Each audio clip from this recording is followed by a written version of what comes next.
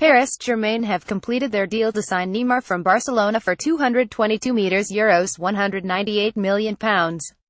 Some people, including Liverpool manager Jurgen Klopp, questioned how this transfer could be allowed under European football's governing body UEFA's Financial Fair Play (FFP) rules. Remember, the €198 million is only the initial outlay. PSG will also have to pay the Brazilian star that amount in wages over a 5-year contract, as well as hefty fees to his father, who is his agent, and insurance premiums to protect their investment. Barcelona president Josep Maria Bartomeu had threatened to report PSG to UEFA for breaching FFP rules. But UEFA does not have the power to block the deal.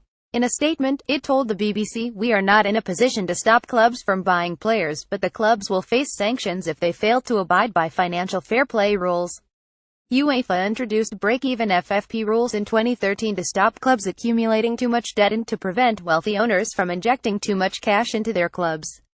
Money up front. The rules state that, over a 3-year period, a club like PSG, which is owned by the Gulf state of Qatar via its Oryx Qatar Sports Investments Fund, can spend €30 million more than it earns.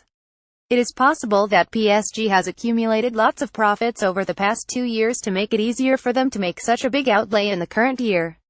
UEFA allows spending on things like stadiums, youth development and women's teams to be excluded from the calculations. Barcelona was given the whole transfer fee up front, but that does not mean it has to all be accounted for in the current year. For FFP accounting purposes, the transfer fee will be divided over the length of the player's contract, says Daniel Guy, a sports lawyer at Sheridan's.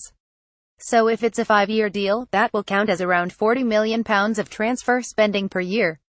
But £40 million a year plus wages is still a hefty outlay, so how might PSG balance the books? There has been much talk of the club recouping the outlay by selling lots of Neymar shirts, but Mr. Guy is not optimistic. It's a complete misnomer that clubs make a fortune from shirt sales increasing after big transfers, he says. Get deals tend to involve a big outlay up front with only limited profit sharing of 10% to 15% after a certain number of shirts have been sold, he explains. So many millions of extra shirts would have to be sold to make serious inroads into the extra spending. Of course, it may mean the club receives more money from Nike when it comes to renegotiate, but its current deal runs until 2022. Prize money. PSG is presumably confident that such a high-profile player will help it to sign other commercial deals, and there is no limit to the number of official products they could have. We do not know what deal has been struck over Neymar's image rights, but if PSG can get a proportion of those, it will help with meeting the FFP rules. Then there is money to be earned on the pitch. PSG is already making a considerable amount of money in the Champions League. In the last 5 years it has reached the quarter-finals 4 times and been knocked out in the round of 16 once.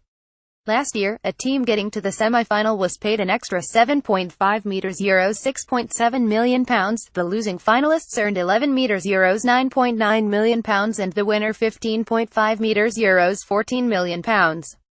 And that's just prize money. There are other pots of cash distributed to successful teams.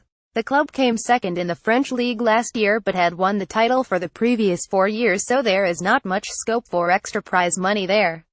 They may argue that their huge acquisition will make French football more popular and lead to more lucrative television deals from around the world, but that would be a big impact for a single player, although it might help them sell expensive hospitality packages at their stadium, the Parc des Princes. Of course, PSG could always balance the books by selling a few of their existing players, but losing them would not help their Champions League ambitions. PSG fell foul of the FFP rules in 2014 when UEFA ruled that a £167 million commercial contract with the Qatar Tourism Authority was unfairly generous. Effectively, the governing body ruled that Qatar had been using the contract to bypass the FFP rules. They were given a £20 million fine, their spending was capped at £49 million and they competed in the 201,415 Champions League with 21 players in their squad instead of the usual 25. Read more from Reality Check. Follow us on Twitter.